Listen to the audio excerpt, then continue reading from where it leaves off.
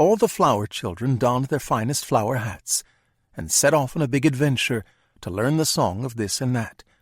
They climbed the highest mountains, they crossed the deepest seas, they asked philosophers and ploughmen of what it means to be. The more they lookety-looked, the more there was to find, until lookety-looky-looking was all that ever crossed their minds. Hippy McTripperson decided that enough was just enough, that all the shamans in all the forests understood not none of this stuff.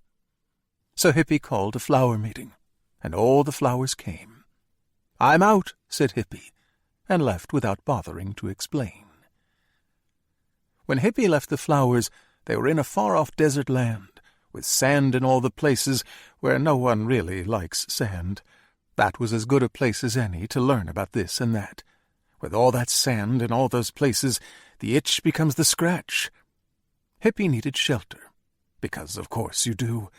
But Hippy had no money, so Hippy slept in a shoe.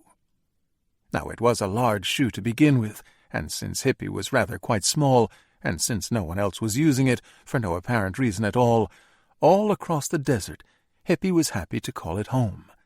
Adding a set of shiny wheels made it even easier to roam. Pulling the shoe behind, Hippy crossed the sands, gathering up the necessaries for dusty desert lands. The first thing you need is water. In the desert you need quite a lot, so Hippy kept a water bag filled at every possible spot. One sweltering hot summer day, with the sun so blindingly bright, Hippy was down to the last few drops, with neither spring nor well in sight. As Hippy sat and pondered, trying to wish up something to drink, from dunes and dunes away came the faintest tinkety-tink. Hippy climbed